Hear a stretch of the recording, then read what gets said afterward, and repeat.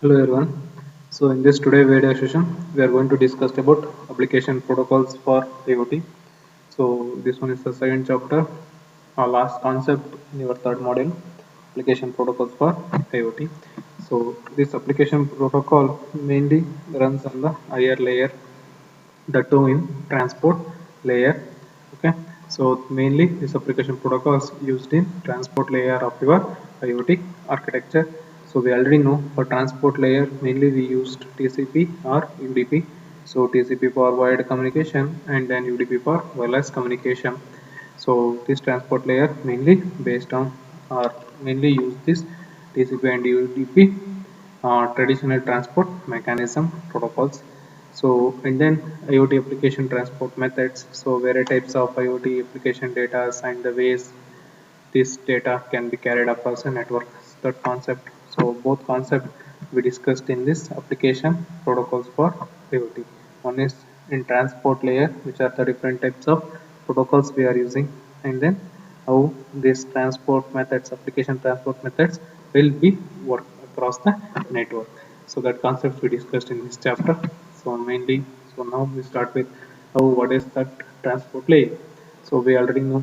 So in selection of protocol, mainly in TCP IP architecture, so we mainly use TCP or UDP protocols. So TCP we use for wire communication. So and then UDP is for wireless. So the same thing here, the main mentioned the selection of protocols of the transport layer are supported by TCP IP architecture. So mainly transport layer we use TCP IP architecture. So with TCP IP protocol, two main protocols are specified for transport layers. So those are TCP transmission control protocol. This one is connection oriented protocol requires a session to get established between the source and the destination before exchanging the data.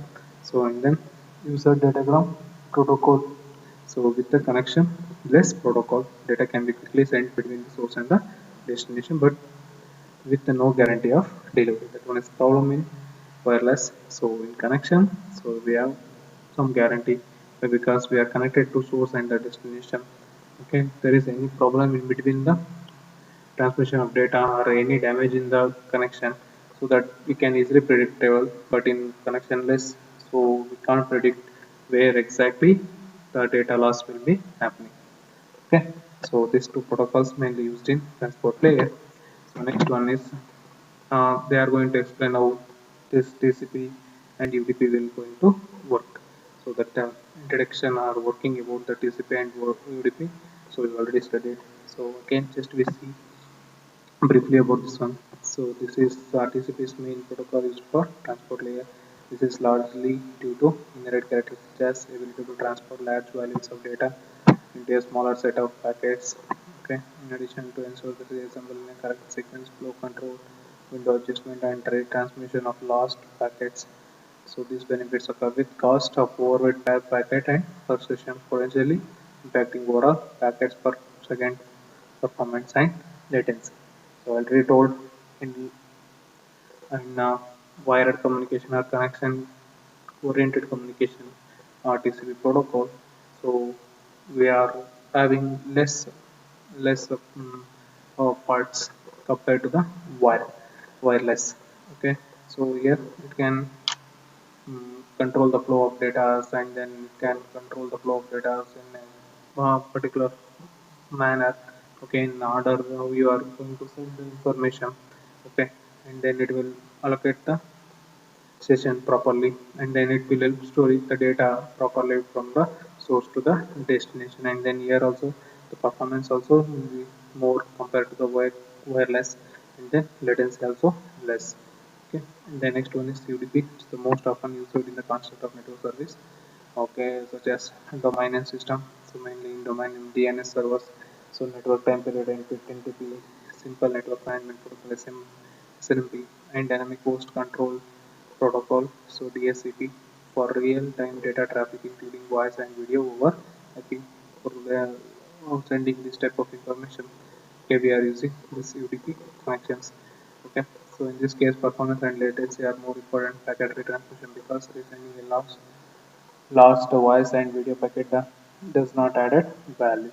So when the reception of packets must be guaranteed error free. So the application layer protocol takes care of this. that function.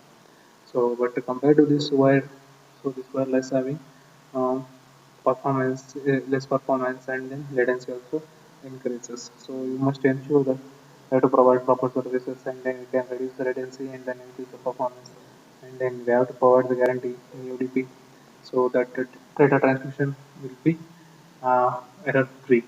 Okay. So next.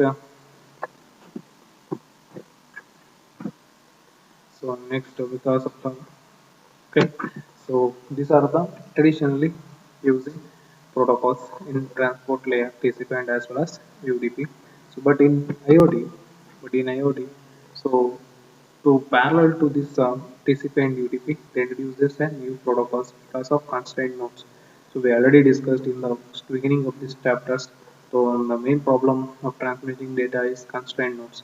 So constraint node means that older version we need to update to newer version. So that constraint nodes and constraint node works to overcome that one. So, and then your protocol, your IoT will always work on both old devices and then legacy systems and as well as new devices. Okay, so that type of protocols they are going to introduce. So that are we have discussed in last module, but now again we discussed in depth. So because of constraint nodes and network needed to use new IoT application protocols such as constraint application protocol almost always uses UDP. So here to work on constraint nodes and constraint networks, so they introduce constraint application protocol COAP. So this one always work like a uses UDP and then it will run. And why implementation of industrial application layer protocols may call for optimizing the adoption of UDP transport if run over LNCs. LNC is low power lossy network. So in low power logic network, so they are using in industries they are using UDP. So there they use a constraint application protocol. So to transfer or exchange information between the old devices to new devices. So select TCP for cellular networks because these networks are typically more robust and can handle the overhead. So why is this in the sense? So these networks are this networks we already know this one is robust, so we can easily overcome the errors. We can easily find out the errors, and then it can handle overhead means large number of data. So because we have the flow, it will control the flow of data. TCP and ODP are the two main choice of transport layer for TCP/IP protocol. Performance and scalability of IoT constrained device and network is impacted by which one of this is selected. So which one is selected based on that the scalability of the IoT will be increases. The performance of will also get increased. So if you concentrate on scalable, then UDP is good. If you concentrate on performance, then TCP is good.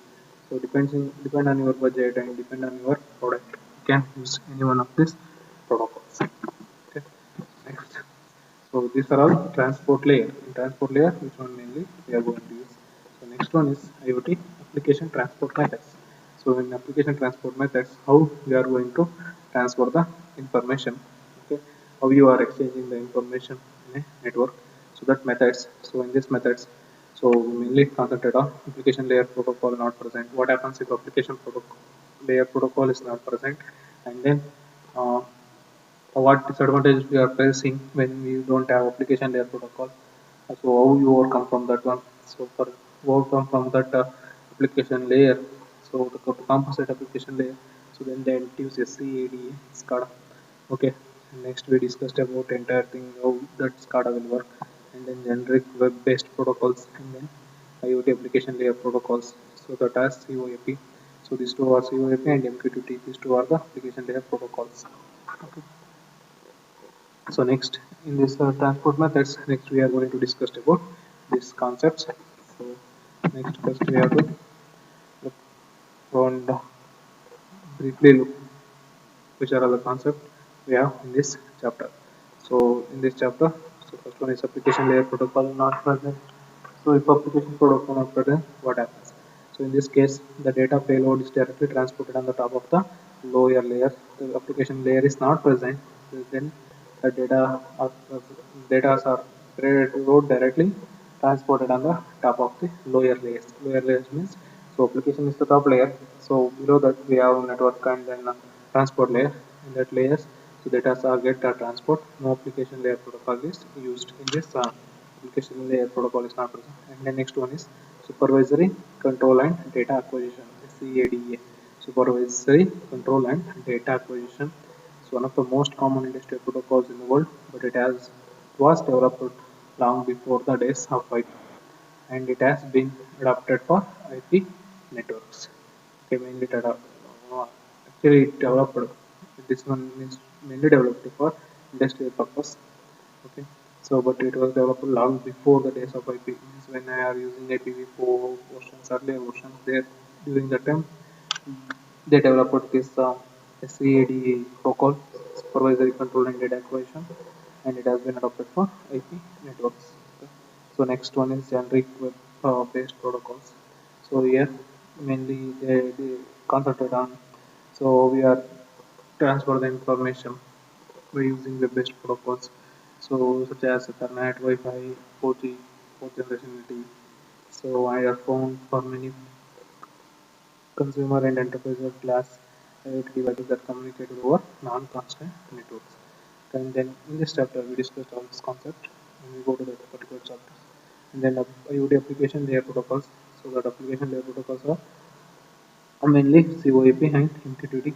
So these application layer protocols are devised to run on constrained nodes with a small compute footprint. Okay, mainly these protocols I already told they are working, they are compensated to your TCP and DDP. So mainly they are working on constrained nodes and network. Okay, so well adapted for network bandwidth constraints and cellular or satellite links are constrained. 6 LOWPA in low range wireless personal area network. So message queuing tech, telemeter transport MQTT, and constraint application protocol CoAP. So are two well-known examples for IoT application layer protocols. So these entire things we discussed in next class. Okay. So first we start our discussion with what happen if application layer protocol is not present. So if application layer protocol is not present, so your IoT is going to depend on IoT data broker. Okay, so that is it. So in class 0 we already know we have class 0, class 1, class 2, class 3. So in class 0 send or receive only a few bytes of data, means based on amount of data will be how much amount of data we are going to transfer. Based on the data transfer, data size, how much amount we are transferring, we are dividing the class. So we already know class 0 we are sending only a few bytes of data. So for many reasons such as processing capability, power consumption, power constraints and cost, the devices so do not implement fully structured network protocol stacks such as IPs, TCP, UDP and even application layer protocols. So class 0 devices are usually small and simple smart devices. So and then there are some several constraints. So implementing a robust protocol stack is usually not useful and sometimes not even possible with the limited available resources. So here means class 0 devices means they are not well structured.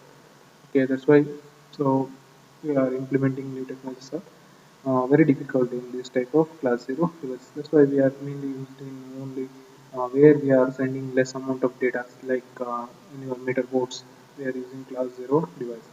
While many constrained devices such as sensors, actuators have adopted deployments that have no application layer. So in some of the sensors and actuators we don't have application layer. So there what we are they going to do in the sense. So for transportation they are using IoT data broker. So the lack of standardization makes it difficult to generate implementation of this transport method to be successful from the enterprise perspective. Different kinds of temperature sensors. So examples they mentioned temperature sensors are different manufacturers. So these sensors will report temperature data in varying formats. So that's why the solution to this problem is to use an IoT data broker. By using the data broker, why? Because here they mention one example. We have different types of temperature sensors. That different temperature sensors they given results in different formats. So all the different formats data we need to collect and then we need to make one we need to aggregate the data and then we need to give outputs in a single format. So different format data we need to collect and then we give same single format output. Okay. So for that they define IoT data broker. So this one is an graphical view of IoT data broker, how that IoT data broker will work.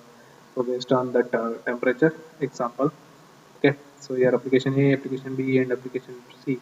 So three different types of applications are working. Okay. So here first we need to collect the data from temps sensors. So here in this example we have three different types of sensors: sensor X, Y, and Z. Okay, this X will use 2 bytes of coding, 2 byte coding. So here sensor X use 2 bytes coding, and Y use 4 byte coding, and Z use 8 byte coding. So these three are using different bytes coding. Okay. So and then all these three data will be collected by the data broker. Okay. So for each different coding to sensors, so they decoded according to their coding coding process. So they decode the data and then they converted it into one standard format. They collected from all these three. So decode X, sensor Y, decode, B decode, A2 decode, okay, like that. So collect all the different decoders, collect the different coding, temperature, sensors information, and then make it converted into one standard output format, and then send it to all the application. So it's the working of IoT data broker. If in application layer, if no, if you don't have any application layer protocol, then we are going to use IoT data broker. Okay, the same thing what I explained, same thing here they explained here. Okay, this IoT data broker is this of middleware. Okay, so mainly this one is used to convert or generate a standard sensor output. Okay, okay. So next one is next IoT application transport methods as SCAP, supervisor control and data acquisition. So this one is designed decades ago. So I already told this one is the earlier version. So when IP we are using in IPv4 version, same thing. Designed decades ago, SCADA is an automatic control system that can initially implemented without IPOS serial links before being adapted to the Ethernet and port. So this SCADA mainly used to control or implemented the systems, network systems without IP over serial links. Okay, without over IP over serial links. Okay, so next we see how it work. So SCADA networking protocols running directly over serial physical data and data link layer. In physical link layer, it will directly work at high level. SCADA system collects sensor data and telemetry from remote devices, and it control them. So mainly this one is used to control the data flow. Okay, data flow. So data flow, where the data flow will occur in the sense while you are collecting information directly from the different types of sensors. There we need to avoid the data traffic. The SCADA system allow global real-time data-driven decisions to be made, but how to improve business process. Okay. SCADA commonly use certain protocols for communication between devices and applications. So mainly it uses common protocols that are example Modbus industrial protocol. So this one is used to monitor and program remote devices via master-slave relationship. So these are all the earlier version master-slave relationship you already studied in your networking subjects. Okay. So there Modbus protocol, and then this Modbus is also used in building management, transport and energy application, and DNP. So distributed network protocol. So international electronic communication IC protocols are found mainly in utilities industries along with TLMS. So these are all the protocols. So AIMR and it will advanced meter reading. So these protocols used decade ago and are serial based. Hence these are all used in earlier stage. So this SCADA already told us the earlier version of transport methods. Okay, and then adapting SCADA for IP. So now with this SCADA we are going to transfer to IP. Adaptation and adopting we already discussed. So Ethernet and IP include the ability for leverage existing equipment and standards while integrating seamlessly the SCADA subnetworks to the corporate WAN infrastructure. So now we are updating this SCADA into our Ethernet IP to the new IPv6 versions. So for adopting, so we are using some of the protocols. So assigning TCP UDP protocols as following. So they are using the protocols like DNP, adopted by IEEE 8185. 8115 2012 specify the use of TCP or UDP on the Modbus messaging service utility TCP. So this one they are using, and then IEC International Electronics Communication. So version running over Ethernet and IPv4 using port 2420. So this one is the updation, means we are going to ability to cooperate with the new standards. Okay, so for updating or for adopting or changing them. And then DLMS user association specified a communication profile based on TCP IP in the DLMS COSM. These are our protocols. So it will can by using these protocols it can update to the standard existing standards. Okay. So next one is adopting SCADA. Here also continuation of the previous serial protocols have adopted and evolved to utilize of IP and TCP, both networking and transporting mechanism. Okay, and then distributed network protocol is based on master-slave relationship. So here they explained how master and slave will work. Okay, so the term of master refers to the powerful computer. Master is computer, and the slaves are the remote devices, means your sensors. So here DNP refers to the slaves as outstation. So outstation monitor and collect the data from the devices that include their state such as weather circuit breaker and off, take measurements including voltage, current, temperature and so on. This data is then transmitted to the master when it requested or events or alarms and control the commands can be sent to the asynchronous man. Okay.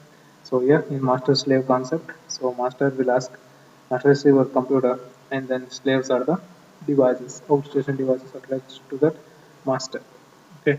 So that outstation devices slaves are collect the information and send to the master when he requested or in asynchronous manner.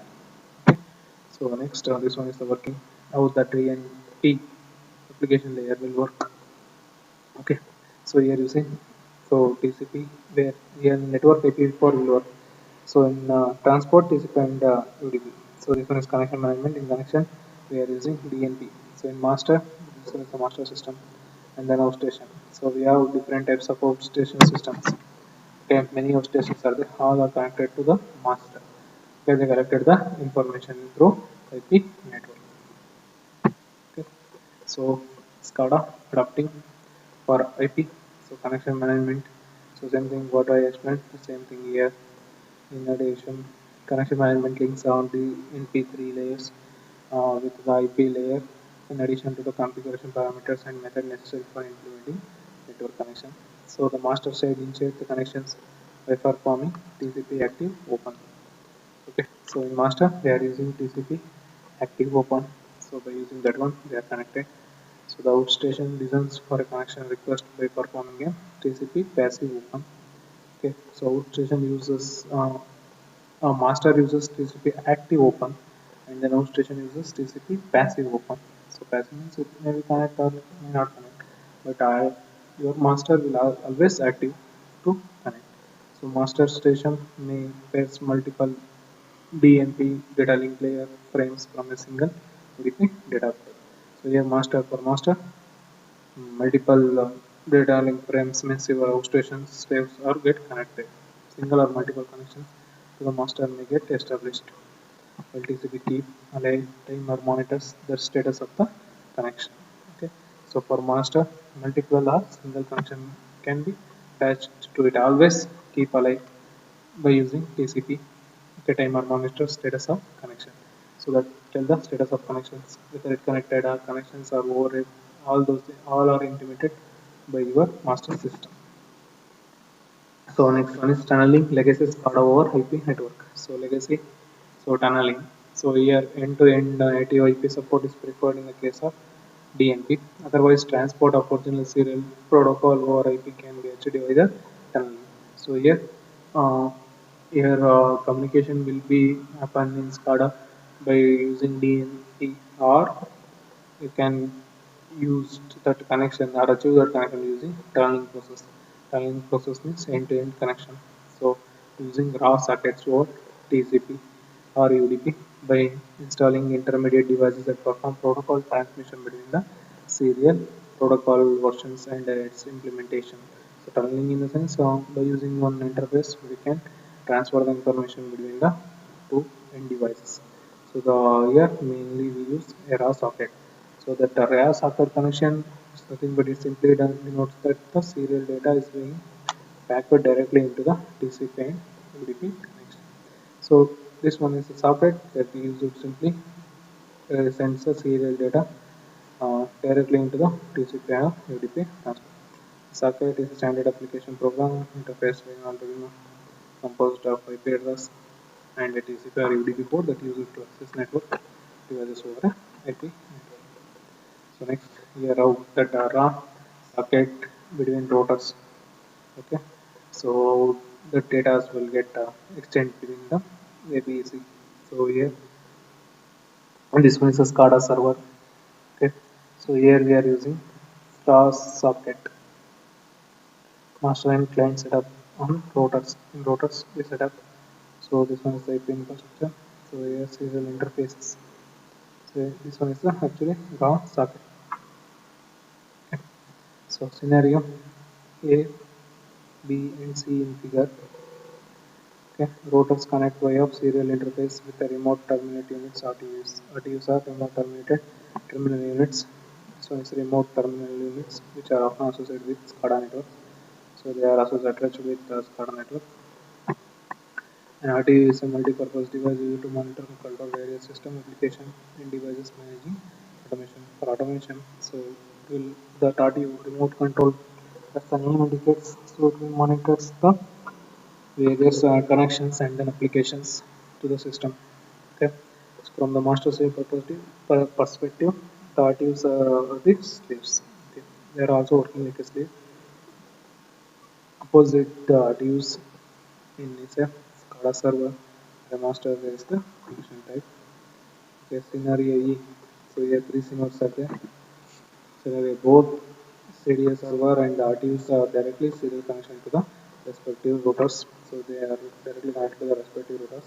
The router terminate the serial connections and both ends and the link use it to draw socket encapsulate to the transport and serial payload over IP network. So in scenario A, so directly they connected both SCADA server and as well as the RTUs. RTUs is remote terminal unit. So both are directly connected and then it sends the information and then they manage the serial payload. Engineer B, this in this B. So they are not directly connected. So they connected small change of SCADA server set, a piece of software installed on the server SCADA server that maps the serial COM ports. So they introduce the software. The software is your COM ports to the IP ports. So this one is a software that helps to maps connect the serial COM ports or IP ports. This software is commonly referred as an IP serial redirector. The IP serial redirector is essentially terminate the serial connection to the SCADA server and converts the TCP IP port using cross socket connection. Okay, so this software by using software they are mapping to the different types of ports, COM ports and as well as IP ports. Okay, this helps to connect the serial over a raw socket connection. So this is scenario B.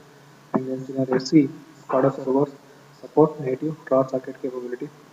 Okay, raw socket capability unlike scenario A and B, where the router of IP serial director software has to map SCADA server serial ports to IP ports. In scenario C, the SCADA server has full IP support for raw socket connections. Here I provide full IP support. Okay, here application directly communicate with the SCADA server. Okay, so in the DNP protocols transmission, how the data will be transported in DNP 3. So with protocol transfer legacy serial. So this one is your master 1 and master 2. Two masters are there. So both are active. So for these two master, so here SCADA database is there, and then your routers are there.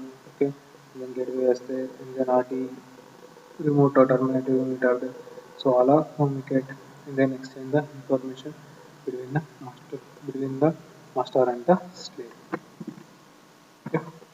So the term protocol will be transmitted in the SCADA. So something here what you saw in figure, something explained here. So Figure source tool serial connected DNP modules are two master applications supporting DNP 3 over IP that control the pull the data from the RTUs. The IoT gateway in the figure performs a protocol translation function that enables communicate between the RTUs and servers. So this one, so this IoT gateway, it helps to transmit communication between the RTUs and as well as servers. By running protocol translation, the IoT gateway connected to the RTUs implementing computing functions close to the edge of the network. Adding computing function close to the edge helps to scalable distributed intelligence of IoT network. So next one is SCADA transport over LLS and MAPT. So LLS is logic low power networks due to the constrained natures. LNS, LLN. The implementation of industrial protocols should at minimum be done over UDP. This system requires both the application servers and device support and implementing UDP. When deployed, Alliance subnets output that are IPv6 only a transmission mechanism such as MAPT. MAPT is mapping address and port using translation. Translation needs to be implemented. Okay. So this one is TMP protocol over such a low power personal area networks with MAPT. So MAPT is used to mainly mapping of address of ports. So this one is used to map in UDP connections in low power lossy network. So it will maps the network, okay, so that port connections that helps using MAPT. So here MAPT is AP endpoints. So we are using MAPT connected to the AP.